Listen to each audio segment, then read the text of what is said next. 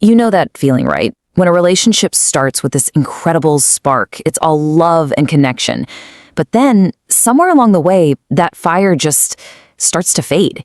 It happens to so many of us, and it always leads to the same really frustrating question. Yeah, why does that loving relationship turn sour? Where does all that initial magic go? I mean, what happens between all those I love yous and, well, slam doors? Today, we're going to dive into this using a really simple but honestly profound story that might just have the answer. It usually starts with something like this. You never listen to me. Sound familiar? And, words like that, they're not really about that one specific conversation, are they? They're about this growing feeling, this feeling of being totally unheard and just disconnected. Or how about this one? You've changed. Oof, that one cuts deep, right? Because it feels like you're saying the person they fell in love with is just gone.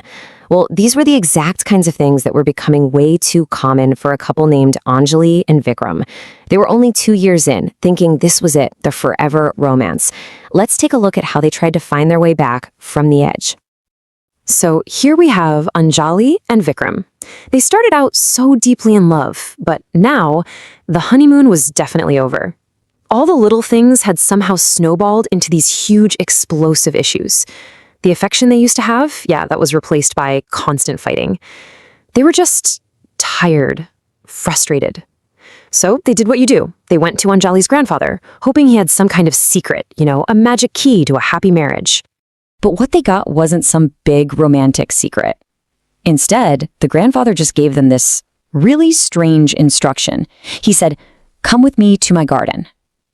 They were totally confused, but they followed him, probably thinking, what on earth does gardening have to do with our relationship problems?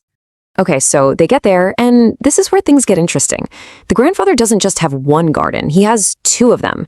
And as they get a closer look, it becomes super clear that these 2 patches of land could not be more different from each other. So he shows them both gardens, lets them take it all in, and then he asks this really simple question. But it's a question that was about to change absolutely everything for them. I mean, the difference was just stark. On one side, you had this paradise. Beautiful roses, colorful flowers, just bursting with life. And then on the other side, a total mess. Wild, overgrown, dying plants, weeds everywhere. So when the grandfather asked them, which one do you like? Well, the answer was pretty obvious.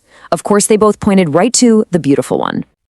But that's when the grandfather kind of smiled and asked the real question. He said, "So, do you think this garden got this beautiful all by itself? By accident? Do you think I just planted the seeds and walked away?" And of course, they realized, no way. So the grandfather explained his secret, and it had nothing to do with some huge, heroic effort. Not at all. His beautiful garden was the result of small, consistent, daily acts of care. Every single day, he'd water it. If he saw a tiny little weed pop up, he'd pull it out right then and there, before it could become a bigger problem. He was just paying attention, nurturing it, day by day. And boom, there it is. That's the absolute core lesson of this whole story. That simple little daily routine, it points to this incredibly powerful truth.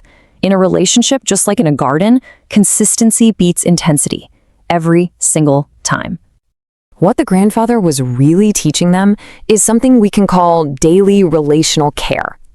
Think of it like this. It's the practice of making small, daily deposits into an emotional bank account. That's what builds real trust and security over time.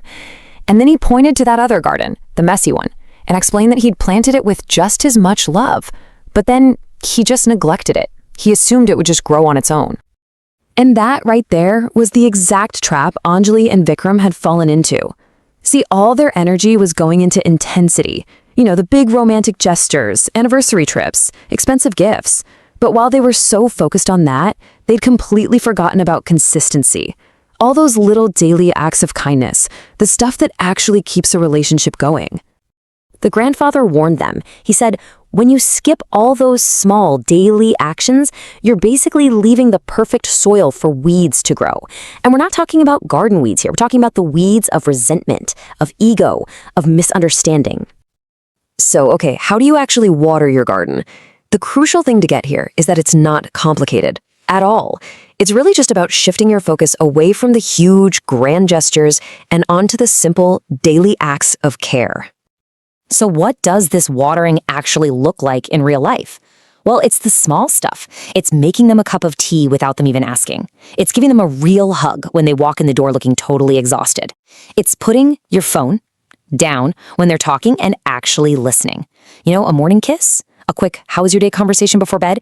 These are the little drops of water that keep that garden of love alive and thriving. And this was the grandfather's final piece of wisdom. And honestly, if you take away just one thing, let it be this. A small act of love every single day is so much more powerful than a grand gesture once a year. It just is. So here's the life lesson, the big takeaway. Relationships don't usually fail because of one big, dramatic problem. No, they fail slowly from a lack of daily care. They wither away, kind of petal by petal, because of 1,000 little neglects. 1,000 moments where we chose to look at our phone instead of at our partner. So, I'll leave you with this to think about. What's one small thing you can do for your garden today?